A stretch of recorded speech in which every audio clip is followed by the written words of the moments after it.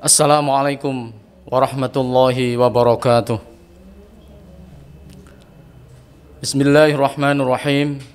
Alhamdulillahi rabbil alamin. Alhamdulillahilladzi arsala rasulahu bil huda wa dinil haqq liyudhhirahu 'alad dini kullih wa kafa billahi syahida. Arsalahu bil haqqi basyiran wa nadhira wa da'iyan ila Allahi bi idnihi wa sirajan munira. A'udzu billahi minasyaitonir rajim. Bismillahirrahmanirrahim. Ya ayyuhalladzina amanu taqullaha wa qulu qawlan sadida yuslih lakum a'malakum wa yaghfir lakum dzunubakum wa may yuti'illaha wa rasulahu faqad faza fawzan 'azima. Shadaqallahul 'azim. Ayyuhal ikhwah hadirin wal hadirat, para jamaah dimanapun berada, juga para mu'alaf yang tergabung di Forhimas, Forum Himpunan Silaturahim Masjid Mu'alaf Masjid Al-Akbar Surabaya, yang ada di rumah maupun yang ada di studio, yang juga kami hormati. Alhamdulillah, pada pagi hari ini kita bisa hadir untuk menyapa panjenengan sedaya dalam acara ngaji bareng mu'alaf. Tema kita pada kajian perdana kesempatan ini adalah apakah semua agama benar? Ayyuhal ikhwah rahimakumullah, sebelum kita mencari jawaban tentang apakah agama semua benar, terlebih dahulu saya akan memaparkan bahwa agama adalah kebutuhan fitri, kebutuhan asasi manusia. Sehingga kalau ada pertanyaan, mungkinkah di dunia ini ada faham ateisme atau ada faham yang tidak beragama? Mungkin hampir sulit untuk menjawab bahwa faham itu ada. Mengapa? Sekali lagi, karena agama adalah kebutuhan fitrah, kebutuhan asasi dari manusia. Hal itu dinyatakan oleh Allah dalam sebuah perjanjian primordial yang ada di dalam Al-Quran, surah Al-A'raf ayat 172. A'udzu billahi minasyaitonir rajim. Bismillahirrahmanirrahim. Wa idh akhadha rabbukum min bani adama min zuhurihim dzurriyyatahum wa asyhadahum ala anfusihim qalu alastu birabbikum qalu bala syahidna. Allah menyatakan ketika ruh itu ditiupkan di janin, ketika dia berada di rahim, maka Allah membuat perjanjian kepada mereka dengan menyatakan, alastu birabbikum, tidakkah kau mengakui bahwa aku ini adalah Tuhanmu? Maka janin itu menjawab dengan tegas, qaulu bala syahidna, iya, kami mengakui bahwa Engkau adalah Tuhan kami. Itu artinya secara fitrah manusia mengakui bertuhan, mengakui akan adanya kekuasaan di luar dirinya. Dalam perjalanan hidup manusia ada pasang surut dalam kehidupan mereka.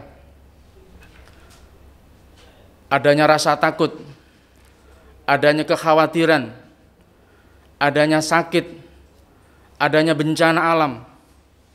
Itulah yang menyadarkan posisi manusia betapa lemahnya, dan dia butuh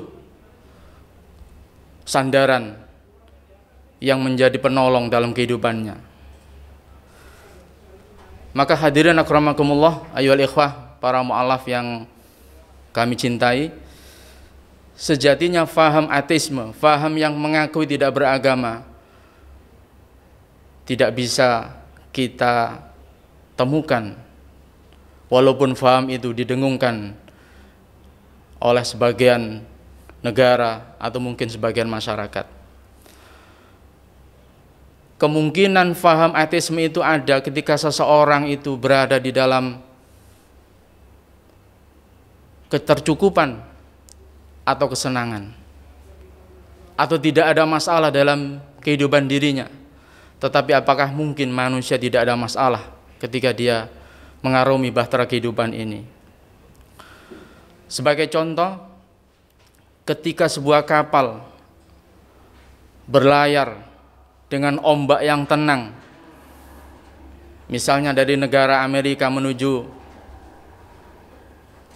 negara Inggris, kapal itu berlayar dengan tenang, tidak ada ombak, tidak ada hantaman badai, maka kami yakin mereka yang ada di dalam kapal itu tidak ada yang ingat kepada Tuhan. Mereka menikmati, enjoy. Tetapi jika dalam perjalanan kapal itu dihantam oleh ombak besar, dihantam oleh badai yang hampir-hampir menenggelamkan kapal itu, tentu yang beragama akan berdoa, akan berteriak menyeru kepada Tuhannya. Tetapi bagaimana dengan mereka yang tidak beragama? Saya yakin juga mereka akan mencari figur yang mampu dijadikan tambatan untuk menolong dalam perjalanan kapal yang mau karam itu. Dan figur itulah yang disebut dengan Tuhan yang Maha Kuasa. Tetapi di detik-detik akhirat itulah orang-orang ateis mengakui bahwa Tuhan itu baru ada. Hadirin ayyuhal ikhwah rahimakumullah, dari sinilah maka sejatinya agama itu sangat dibutuhkan dalam kehidupan manusia. Dan tidak ada sejatinya faham yang menyatakan bahwa Tuhan itu tidak ada, atau agama adalah candu, atau agama adalah penghambat dalam kehidupan manusia. Hadirin akramakumullah, ayyuhal ikhwah, para jamaah sekalian, para mu'alaf yang berada di studio digital Masjid Al-Akbar Surabaya maupun yang bergabung dalam Zoom. Dari sini kita bisa memahami bahwa agama adalah keberadaannya berbarengan dengan lahirnya manusia itu. Oleh karena itu, sejak kapan agama itu ada? Tentu agama itu ada sejak adanya manusia. Atau bahkan aturan-aturan agama itu telah dibuat oleh Allah ketika manusia itu hadir di kehidupan ini. Tetapi konkretnya, ma'asyiral muslimin, ayyuhal ikhwah, aturan agama itu sejatinya sudah dibuat oleh Allah ketika manusia pertama, yaitu Nabiullah Adam sebagai bapak manusia berada di surga. Ketika mereka berada bersama para malaikat, ada sebuah riwayat juga mengatakan di situ ada jin. Disitulah agama itu sudah mulai ada. Allah membuat aturan kepada Adam, yang ini boleh, yang ini tidak boleh. Sejatinya itulah miniatur agama. Di komunitas surga, para malaikat, jin bahkan iblis diminta untuk beribadah kepada Allah, yang dalam kesederhanaan perintah-perintah agama itu diwujudkan dalam bentuk takbir. Ada malaikat yang beribadah hanya bertakbir kepada Allah, menyucikan Allah dengan takbir. Ada yang malaikat bertahmid, ada yang malaikat sejak diciptakan ruku, ada malaikat yang sejak diciptakan dia sujud. Maka disitulah sejatinya agama itu mulai ada.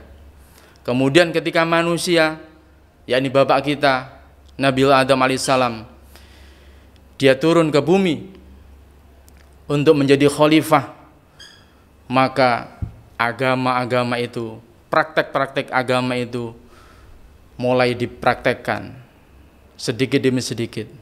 Sebagaimana Rasulullah menyampaikan bahwa bangunan sebuah agama itu dasarnya adalah sama, yakni tauhid. penyembahan kepada Allah. Para nabi hadir menyempurnakan bangunan-bangunan itu dengan membuat dinding, membuat pilar, membuat atap, dan ornamen-ornamen pelengkap. Disitulah Rasulullah pernah menyampaikan bahwa dia adalah sebagai penyempurna agama terakhir.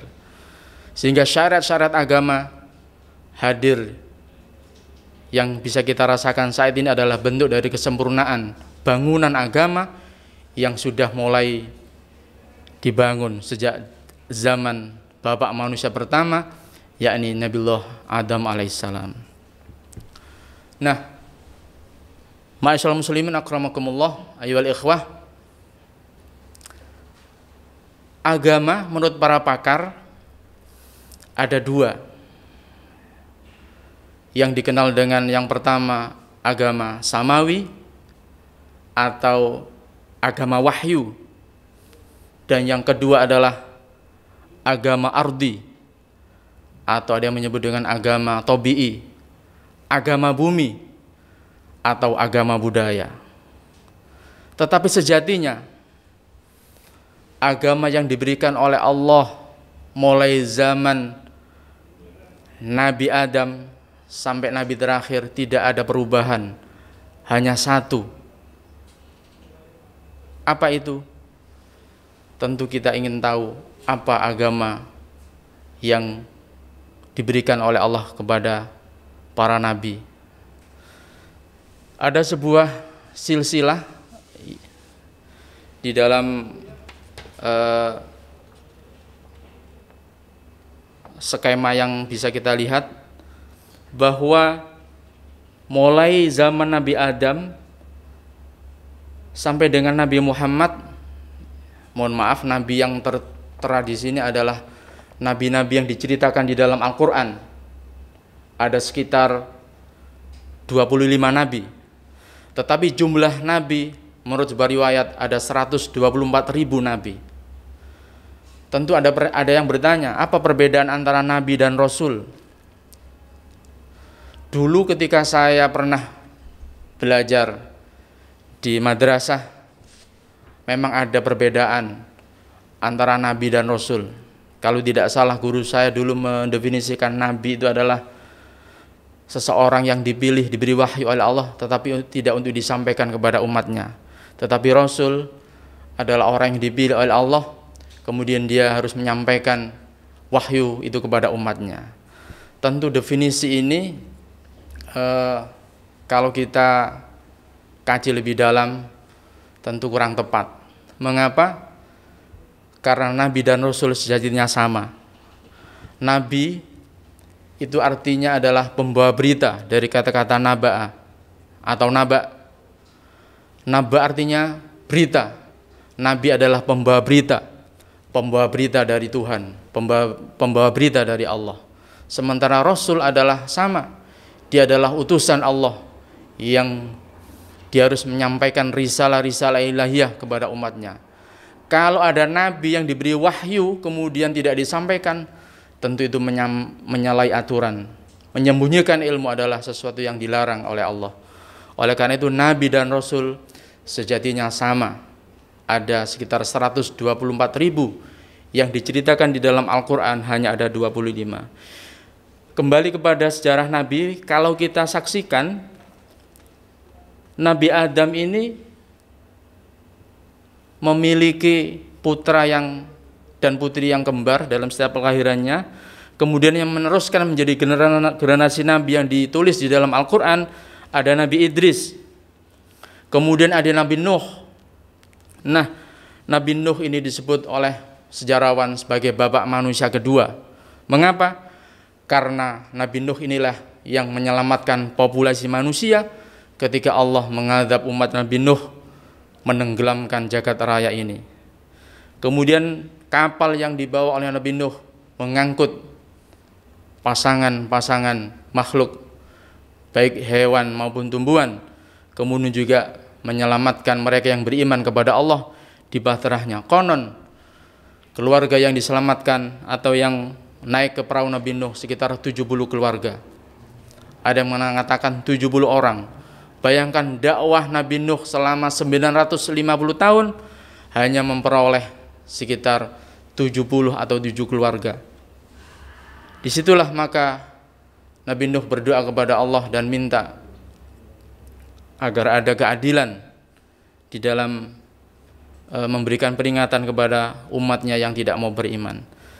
Maka kita sejatinya adalah generasi-generasi yang telah tersaring, generasi-generasi yang dihimpun oleh Nabi Nuh dari kelompok orang-orang yang beriman, kemudian terselamatkan. Disitulah akhirnya maka kapal Nabi Nuh di dalam Al-Quran, di dalam surat Hud disebutkan dia berlabuh wastawat alal judi, di bukit Judi, yaitu bukit gunung antara Armenia dan Turki. Kemudian berkembang keturunan itu, ada 3 keturunan besar dalam kelompok Nabi Nuh, yaitu keturunan Ham, kemudian Sam dan Yafid. Kalau kita lihat, saya tadi mengatakan bahwa agama yang diturunkan oleh Tuhan, oleh Allah adalah satu. Dasarnya adalah tauhid. Bentuk ketundukan kepada Allah, kepasrahan kepada Allah, itu disebut dengan Islam. Maka agama yang diturunkan oleh Allah tiada lain adalah Islam. Hal ini juga ditegaskan di dalam surah Al-Hajj bahwa tidak ada perbedaan antara nama agama dari nabi-nabi sebelumnya. Sebagaimana terbaca di dalam Al-Quran surah Al-Hajj di akhir, wajahidu fillahi haqqa jihadih wajtabakum wa ma ja'ala 'alaikum fid dini min haraj millata abikum Ibrahim huwa sammakumul muslimin. Jadi agama yang diturunkan oleh Allah itu diberi nama huwa sammakumul muslimin min qablu wa fi hada, baik dari nabi-nabi sebelumnya maupun ketika di erahmu Muhammad. Maka tidak ada nama lain kecuali agama itu adalah agama Islam. Tentu Nabi Adam dan nabi-nabi seterusnya adalah juga beragama Islam. Nah, dari keturunan Adam yang besar tadi, dari Nuh itu ada Sam, ada Ham, kemudian ada Yafid. Dari keturunan Ham melahirkan bangsa Sudan, ya, bangsa India, bangsa Kipti, bangsa Sin. Nah, bangsa-bangsa ini kita lihat tidak ada generasi nabi yang meneruskannya. Kemudian dari kelompok Yafid menurunkan bangsa Turki, Cina atau Tiongkok, Ya'jud Ma'jud atau Mongol. Juga tidak ada generasi yang meneruskan risalah kenabian. Beda dengan keturunan Nabi Nuh dari jalur Sam, melahirkan generasi nabi sampai kepada Nabi Muhammad. Sam melahirkan generasi berikutnya adalah Nabi Hud, kemudian Nabi Saleh, kemudian dari Al-Fakhsyad yang jalur hijau ini menurunkan Nabi Ibrahim. Dari sinilah maka tatanan kehidupan beragama itu semakin jelas. Nabi Ibrahim disebut sebagai bapak moyang para nabi, Abul Anbiya wal Mursalin, yang dari keturunan Ibrahim ini melahirkan banyak nabi-nabi dan akhirnya melahirkan keturunan yang bernama Ismail dari istri kedua dari Ibunda Hajar. Kemudian Ismail ini disuruh pindah oleh Allah dan ibunya ke Bakkah atau ke Mekah. Mengapa? Ya tentu secara psikologis istri yang pertama belum punya anak, sementara istri yang kedua bisa punya anak, ada beban psikologis dalam sebuah rumah tangga. Maka Allah memisahkan Ismail dan Ibunda Hajar harus tinggal di Bakkah, di Mekah. Kemudian dari istri yang pertama akhirnya Allah juga mentakdirkan punya anak, yaitu Ibunda Sarah. Dia punya anak yang bernama Ishak. Dari Ishak melahirkan Yakub. Nah, di era Yakub inilah pengikutnya atau umatnya menyebutnya dengan sebutan Israel. Keturunan Nabi Yakub disebut Bani Israel atau orang-orang Israel. Nah, dari keturunan Yakub inilah keturunan yang ketiga, di situ ada nama yang disebut dengan Yehuda atau Yahudi. Dari sinilah muncul istilah Yahudi. Sebenarnya, ayyuhal ikhwah rahimakumullah, para jamaah sekalian, Yahudi sebenarnya bukan sebuah nama agama. Yahudi adalah klan, sebuah keturunan yang dinisbatkan dari anak ketiga Nabi Yakub yang bernama Yehuda. Dia sebenarnya bukan agama. Agamanya mengikuti agama dari bapak moyangnya, dari leluhurnya, yaitu Yakub, Ishak dan Ibrahim. Dari sini akan berkembang keturunan itu terus sampai kepada Nabi Daud, Nabi Sulaiman. Dari situ akhirnya berkembang keturunan itu, ada Nabi Zakaria, ada Nabi Yahya. Nah, dari jalur keturunan Daud dan Sulaiman ada garis keturunan yang bernama Hezkia, Heli dan Imron. Siapa Imron? Inilah ketika kita belajar agama, di dalam sejarah-sejarah agama hampir tidak pernah tertulis, tetapi di Islam sangat terkenal. Bahkan ada nama surat yang bernama surah Ali Imron atau keluarga Imron. Imron inilah bapak atau ayahanda dari Maryam, yang oleh orang-orang Kristen nanti disebut Bunda Maria. Istri Imron yang bernama Hannah, karena sudah sangat tua lama tidak dikaruniai anak, maka dia bernadar jika nanti punya anak akan dimerdekakan, akan dibebaskan untuk diberikan kepada Masjidil Aqsa atau Baitul Maqdis, yang saat itu penguasaan Baitul Maqdis ada di dalam, atau kepengurusan atau takmirnya dipegang oleh Nabi Zakaria, sehingga Maryam di bawah pengasuhan Nabi Zakaria. Maryam dipilih oleh Allah menjadi manusia yang nanti melahirkan manusia yang hebat, yaitu Isa alaihissalam, manusia yang lahir tanpa bapak.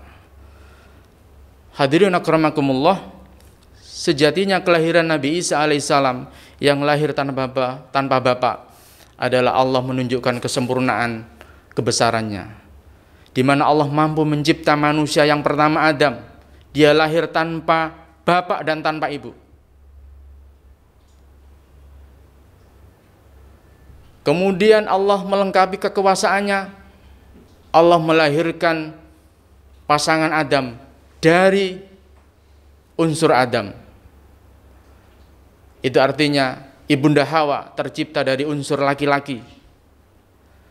Kemudian Allah melengkapi kekuasaannya dengan melahirkan manusia dari unsur perempuan tanpa bapak, yaitu Nabi Isa alaihissalam, yang di dalam istilah orang-orang Nasrani, orang-orang Kristen atau orang-orang Katolik disebut dengan Yesus.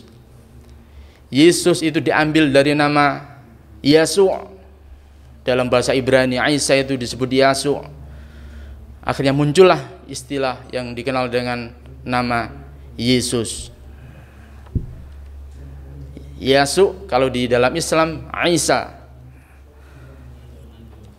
Hadirin akramakumullah, nama-nama yang saya sebut tadi akhirnya melahirkan, diamanati oleh Allah meneruskan agama syariat yang dibawa oleh nabi-nabi sebelumnya. Nabi Isa tentu agamanya adalah agama Islam,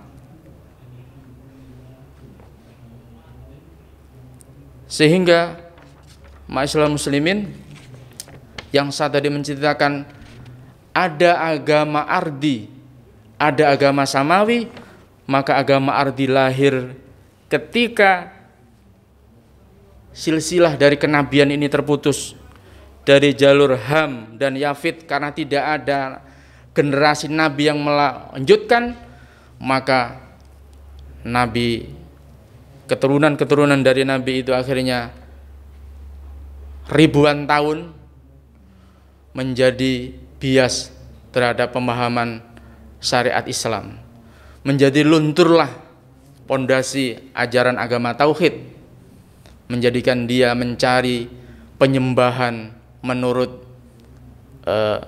apa yang menjadi keyakinannya. Disinilah muncul agama-agama bumi, agama ardi. Oleh karena itu mohon maaf, kalau di dalam istilah agama Hindu itu ada tokoh sentral yang bernama Brahma, di Islam itu ada tokoh sentral sebagai bapak moyang para nabi yang bernama Ibrahim. Bukankah ada kemiripan? Kalau di dalam istilah agama Hindu ada wanita yang disucikan, yaitu Dewi Saraswati, bukankah di dalam Islam juga ada istri Nabi Ibrahim yang bernama Siti Sarah? Ada kemiripan. Oleh karena itu ajaran-ajaran agama samawi dan agama ardi pun tentu ada kemiripan, karena itu dulunya adalah satu. Tetapi karena tidak ada nabi yang turun untuk melanjutkan risalah syariat Islam, risalah tauhid, menjadikan manusia itu mencari pemujaan sendiri. Dia mendewakan sesuatu yang dipuja. Ada yang mendewakan pohon, gunung, keris, atau benda-benda keramat, kemudian diberi sesaji. Ini bentuk pemujaan agama-agama bumi. Maka kalau kita simpulkan, agama wahyu adalah agama yang diberikan oleh Allah, syariatnya dari syariat yang diberikan oleh Allah kepada para nabi. Melengkapi syariat itu, Allah membekali kitab suci yang diberikan kepada para nabi. Ada kitab Taurat diberikan kepada Nabi Musa, ada kitab Zabur diberikan kepada Nabi Daud, kemudian Injil kepada Isa, dan yang terakhir adalah Al-Quran kepada Nabi Muhammad. Syariat ajaran agama samawi berkesinambungan antara nabi satu dengan nabi yang lain. Kenapa harus ada pergantian kitab suci? Karena ulah dari pengikutnya, ulah dari pengikut para nabi setelah nabi wafat, banyak yang dirubah, banyak yang diganti. Yuharrifunal kalim amawadih, mereka merubah kalimat-kalimat Allah yang bukan pada tempatnya, tapi dia mengatakan ini dari Allah, ini dari Tuhan. Maka Allah perlu meluruskan dengan menurunkan kitab suci agar kemurnian dari ajaran agama samawi itu terjaga.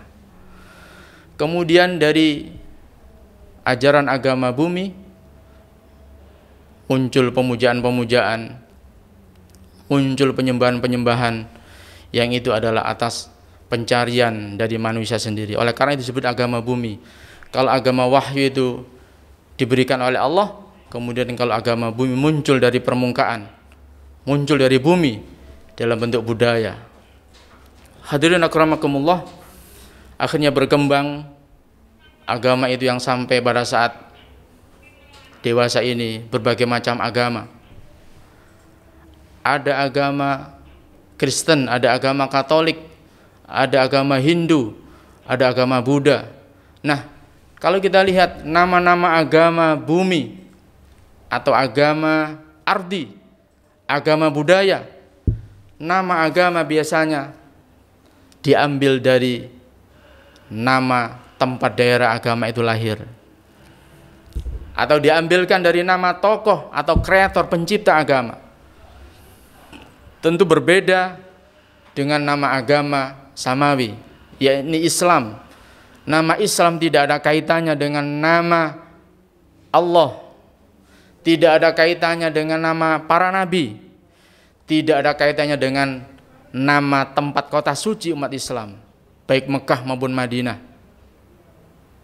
Tetapi nama dari agama bumi atau agama ardi diambil dari asal agama itu lahir. Misalnya Hindu diambilkan dari nama benua atau negara di mana agama itu lahir, yaitu di Hindia atau di Hindustan. Dari situlah muncul nama Hindu atau Hindi. Kemudian agama Hindu direformasi oleh seorang putra Hindu sebenarnya yang bernama Siddhartha Sang Buddha Gautama. Nah, nama agama Buddha diambil dari pencipta agama itu, yakni Sang Buddha. Begitu seterusnya. Agama Konghucu sebenarnya bukan agama. Konghucu adalah sebuah filsafat, ajaran berbuat baik kepada para leluhur, sehingga dia tidak punya Tuhan, tidak punya ajaran yang konkret. Mohon maaf ya, karena memang bukan bersumber dari agama Samawi. Nah, agama Konghucu atau Konfusius, Konfuse diambil dari pencipta agama Konfusius atau Konfuse, sebuah filsafat keagamaan, filsafat berbuat baik kepada leluhur. Hadirin akramakumullah, dari sinilah maka kita bisa mengambil kesimpulan, jadi agama yang benar tentu agama yang bersumber dari wahyu, yakni bersumber dari Allah. Nah, nama agama apa yang bersumber dari Allah? Tidak ada nama lain kecuali nama yang telah diberikan oleh Allah, yakni Islam. Ada pertanyaan, apa agama Ibrahim? Apa agama Isa?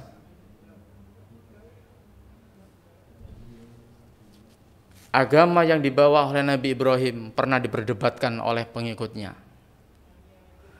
Ada yang mengatakan bahwa ajaran agama yang dibawa oleh Ibrahim diklaim sebagai agama Yahudi. Atau ada yang mengklaim dia ada beragama Nasrani. Maka dibantah oleh Allah di dalam Al-Quran surah Al-Imran ayat 67. A'udzubillahi minasyaitonirrajim. Bismillahirrahmanirrahim. Ma kana Ibrahimu Yahudiyyan wala Nasraniyyan walakin kana hanifan muslima wa ma kana minal musyrikin. Ibrahim itu bukan sekali-kali beragama Yahudi. Dia juga bukan beragama Nasrani. Walakin kana hanifan muslima, tetapi dia adalah seorang muslim, seorang yang berserah diri kepada Allah, dan dia bukan seorang yang musyrik yang banyak mengakui banyak Tuhan. Hadirin akramakumullah, kalau Ibrahim ini sebagai bapak moyang para nabi beragama Islam, tentu ke bawah seterusnya juga beragama Islam. Kemudian apa agama Nabi Isa? Nabi Isa juga disebutkan di dalam Al-Quran surah Al-Imran. A'udzubillahi minasyaitonirrajim. Bismillahirrahmanirrahim. Falamma ahassa Isa minhumul kufra qala man ansari ila Allah? Qala al-hawariyuna nahnu ansarullah. Washhad bi anna muslimun. Di sini ada kata-kata washhad bi anna muslimun. Ketika Nabi Isa mengetahui keingkaran pengikutnya Bani Israel yang bersekongkol dengan tentara Romawi yang saat itu menjadi penjajah di Kekaisaran Bizantium, menjadi penjajah dari Kekaisaran Bizantium, penjajah di Palestina tempat Nabi Isa berdakwah.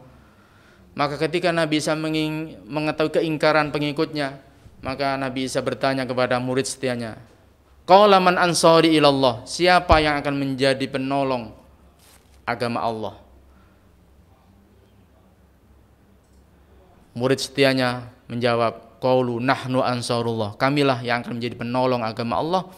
Fashhad, saksikanlah, bi anna muslimun, bahwa kami adalah orang muslim.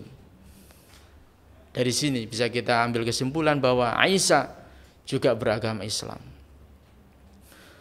Hadirin akramakumullah, para jamaah sekalian yang berada di studio digital Masjid Al-Akbar Surabaya maupun yang ikut kajian ini lewat Zoom, kami sampaikan bahwa dari sinilah muncul istilah Nasrani. Nasrani diambil dari kata-kata Ansarullah. Ada juga yang mengatakan istilah Nasrani itu diambil dari nama tempat kelahiran Nabi Isa alaihissalam, yaitu di kota Nasiriyah, atau orang barat menyebut Nazaret. Disitulah tempat kelahiran Nabi Isa, sehingga dinisbatkan pengikut Nabi Isa disebut Nasrani. Dari situlah muncul Nasrani yang akhirnya berkembang menjadi agama Katolik, kemudian berkembang lagi menjadi agama Kristen. Nah, sejak kapan terjadinya perubahan-perubahan itu? Nah, insya Allah nanti akan kita bahas dalam pertemuan yang berbeda tentang bagaimana pembuktian-pembuktian kebenaran ajaran Islam, tentang kesamaan ajaran agama Islam, tentang keunggulan kitab suci. Tentu akan kita bahas dalam pertemuan dan kesempatan yang akan datang. Saya berikan kesempatan kepada para jamaah yang mau bergabung untuk bertanya atau memberikan masukan atau tanggapan, kami persilahkan. Baik, sambil menunggu dari para jamaah atau peserta yang mau bertanya, saya lanjutkan. Sekali lagi, kalau ada pertanyaan apakah semua agama benar, maka kita akan menjawab bahwa kebenaran agama hanya ada satu. Bagaimana logikanya? Kalau semua agama benar, maka tentu tidak mungkin Allah menciptakan surga dan neraka. Kalau semua agama benar, tentu Allah akan mencipta surga saja, tidak usah ada neraka. Semua benar. Sehingga kalau ada pertanyaan, ada faham yang menyatakan semua agama benar, tentu tidak bisa kita terima. Karena kebenaran agama itu adalah satu. Ketika ada orang yang bertanya tentang bagaimana umat agama-agama lain, apakah juga masuk surga? Maka dalam bentuk toleransi tentu kita akan menjawab, biarlah mereka mengklaim tentang surga mereka sendiri. Tetapi kita percaya tentang ayat yang sering kita baca di dalam sholat, yaitu ada ayat Maliki Yaumiddin, yang maknanya adalah yang merajai atau yang memiliki hari pembalasan. Makna ad-din itu sejatinya juga bermakna agama. Maliki Yaumiddin maka juga bisa diartikan yang merajai hari-hari agama, yang memberi balasan hari-hari agama, atau yang membuktikan kebenaran hari-hari agama. Disitulah nanti Allah akan menentukan agama mana yang paling benar. Tentu di dalam keyakinan Islam banyak ayat yang menyatakan tentang kebenaran Islam. Di antaranya adalah innad dina indallahil Islam. Sungguh agama yang paling benar adalah agama Islam. Wa may yabtaghi ghairal islami dinan falyuqbala min wa huwa fil akhirati minal khasirin. Barang siapa yang mencari agama selain Islam, tentu tidak akan diterima oleh Allah, dan dia di akhirat termasuk kelompok orang-orang yang rugi. Hadirin akramakumullah, para jamaah sekalian, disinilah kebenaran agama itu akan dibuktikan oleh Allah. Sehingga bolehlah mungkin ada yang menyatakan agama itu benar ketika agama itu masih berjalan di dalam rel syariat agama tauhid. Agama Nabi Ibrahim benar kalau dia masih mengakui Allah sebagai Tuhannya dan Ibrahim sebagai nabinya. Syariatnya tentu masih jauh dari kesempurnaan dari syariat-syariat yang saat ini, ketika Nabi Muhammad hadir untuk menjadi penyempurna agama terakhir, yakni agama Islam. Bagaimana dengan agama Yahudi? Sekali lagi, agama Yahudi itu adalah bukan agama. Yahudi adalah klan, dinisbatkan kepada nama Yehuda.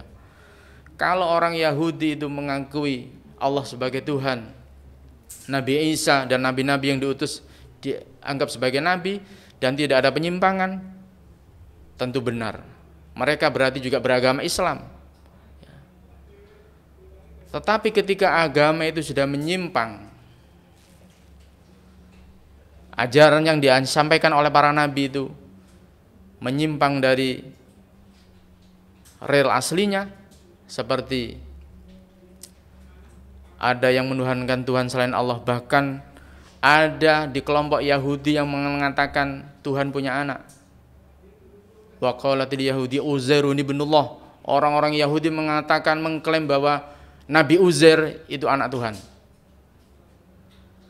Sebenarnya bukan di era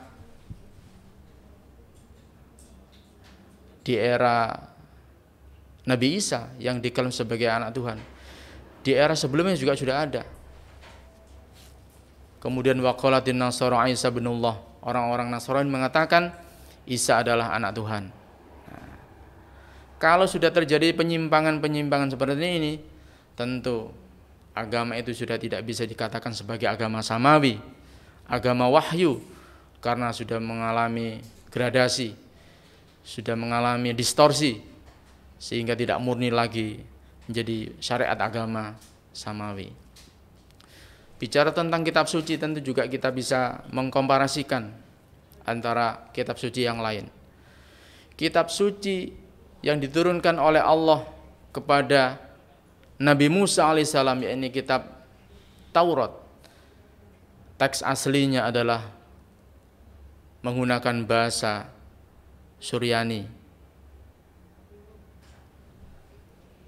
Apakah kita bisa menemukan teks asli yang diturunkan oleh Allah kepada Nabi Musa alaihissalam? Tentu tidak bisa.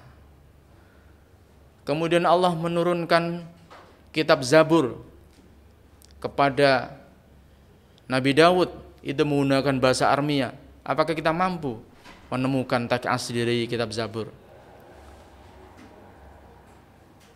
Kemudian Allah menurunkan kitab suci Injil yang menggunakan bahasa Ibrani atau Hebrew. Apakah kita mampu menemukan teks asli dari kitab Injil yang berbahasa Ibrani? Tentu kita tidak akan mampu. Dan yang terakhir, Allah menurunkan kitab suci, yakni Al-Quran yang menggunakan bahasa Arab. Ketika orang bertanya, bisakah dibuktikan bahwa Al-Quran dulu pernah turun menggunakan bahasa Arab? Tentu sebagai umat Islam, kita dengan bangga akan mampu menunjukkan inilah kitab suci yang diturunkan oleh Allah menggunakan bahasa Arab, yang kita juga bisa menunjukkan teks aslinya sampai saat ini. Inilah kebanggaan kita tentang kebenaran kitab suci umat Islam yang digaransi oleh Allah dengan dijaga oleh Allah. Inna nahnu nazzalna dzikra wa inna lahu lahafidun. Hadirin akramakumullah, kebenaran kitab suci penting untuk kita yakini. Karena nanti kita akan membahas mungkin di pertemuan yang akan datang tentang bukti-bukti kebenaran dan sanggahan-sanggahan yang bisa kita hadirkan dalam forum ini tentang kebenaran ajaran yang dibawa oleh para nabi. Di Al-Quran kita akan bisa membahas dan membuktikan tentang yang benar mana perayaan Natal itu di dalam ajaran agama Nasrani atau agama Kristen. Musim dingin atau musim panas, apakah Nabi Isa sholat, apakah Bunda Maria atau Ibunda Maryam melaksanakan sholat, akan bisa kita jawab di dalam Al-Quran. Tentu setelah kita meyakini bahwa Al-Quran adalah sebagai kitab suci yang orisinil, kitab suci yang benar, yang murni, yang digaransi oleh Allah tentang keasliannya. Jadi sekali lagi dalam kajian perdana ini kami juga bisa memberikan informasi kepada para mu'alaf yang ingin bergabung di kajian setiap hari Sabtu, bisa datang ke Masjid Al-Akbar Surabaya. Ya. Kita bisa berdiskusi tentang banyak hal terkait tentang kebenaran agama, bukti-bukti kebenaran agama Islam, dan juga mungkin bisa kita komparisikan dengan agama-agama yang lain. Maka dari sinilah kita bisa menyatakan bahwa tidak ada pernyataan yang bisa dibenarkan dari statement yang menyatakan bahwa semua agama benar. Kebenaran hanya ada satu. Sebagaimana Allah menciptakan surga, itu memberikan balasan kepada mereka yang mengikuti hidayah dan petunjuknya. Tentu mereka yang sukses menjadi khalifah, mengikuti aturan Allah dengan adanya agama ini, maka nanti akan ditempatkan di dalam surganya. Dan bagi yang menyimpang, yang tidak mau beriman kepada Allah, tidak mengikuti aturannya, setelah ada bukti, setelah ada informasi yang jelas, yang nyata, kemudian tidak mau menerima, maka Allah akan memberikan punishment, akan memberikan hukuman, yakni di neraka. Sekali lagi, kalau ada pernyataan bahwa apakah agama lain juga ada surga, tentu kita menghormati, karena mereka juga mengklaim kebenaran atas agama mereka sendiri. Yang Islam berhak mengklaim kebenaran ajaran Islam dan menyatakan yang lain adalah salah, sebagaimana agama lain juga berhak mengklaim bahwa agamanya adalah benar. Yang Hindu berhak mengklaim bahwa Hindulah yang paling benar. Islam mungkin disalahkan, yang lain juga disalahkan. Yang Buddha juga berhak mengklaim bahwa agama Buddha lah yang paling benar, dan yang lain salah, mungkin juga Islam disalahkan. Yang Katolik, yang Kristen juga berhak mengklaim bahwa agamanya adalah benar dan yang paling benar, dan kita juga dianggap salah. Itu hak sebagai bentuk toleransi. Tetapi dalam kehidupan head to head, tentu hal itu tidak pantas untuk kita sampaikan. Sebatas yang kita sampaikan adalah kebenaran menurut masing-masing. Baik, alhamdulillah, sebagai bentuk dari kesimpulan kajian pada pagi hari ini, saya sampaikan bahwa jika ada pernyataan semua agama benar, tentu wajib kita tolak. Bahwa hanya ada satu kebenaran, yakni ajaran agama Islam, kalau menurut kita meyakini sebagai kebenaran agama Islam. Tentu kalau ada pertanyaan, bukankah agama yang lain juga berhak untuk mengklaim kebenaran? Maka dalam kondisi pribadi-pribadi tentu tidak akan ada salah bahwa klaim kebenaran dari masing-masing agama. Tapi menurut kami yang tidak berfaham liberal, kami menyatakan bahwa sesuai dengan keyakinan Islam, inna dina indallahil Islam, agama yang benar di sisi Allah adalah hanya agama Islam. Wa may yabtaghi ghairal islami dinan fala yuqbala min wa fil akhirati minal khasirin. Barang siapa yang mencari agama selain Islam, maka tidak akan diterima, dan di akhirat dia termasuk orang yang rugi. Kenapa rugi? Karena kalau kita bisa menyatakan bahwa Tuhannya tentu tidak tepat atau Tuhannya salah. Andaikan kita, sering saya sampaikan kepada para mu'alaf, kita bekerja kepada bos A, kemudian ada orang yang bekerja pada bos B, ketika di akhir bulan dia minta bisyarah atau minta gaji, yang A minta kepada bos B, yang B minta kepada A, tentu akan menjadi pertanyaan. Anda tidak bekerja kepada saya kok minta gaji ke saya? Sama halnya ketika nanti Allah menyatakan di yaumiddin, di hari pembuktian kebenaran agama, Anda dulu tidak beribadah kepada saya. Anda dulu tidak mengabdi kepada saya, tidak menyembah saya. Tetapi sekarang kok minta pahala kepada saya, tentu tidak bisa dibenarkan. Oleh karena itu maka kita harus berkeyakinan bahwa hanya agama Islamlah agama yang paling benar. Untuk itu mari kita akhiri sesi ini dengan doa kafaratul majlis. Subhanakallahumma wa bihamdika asyhadu an la ilaha illa anta astaghfiruka wa atubu ilaik. Terima kasih, mohon maaf. Assalamualaikum warahmatullahi wabarakatuh.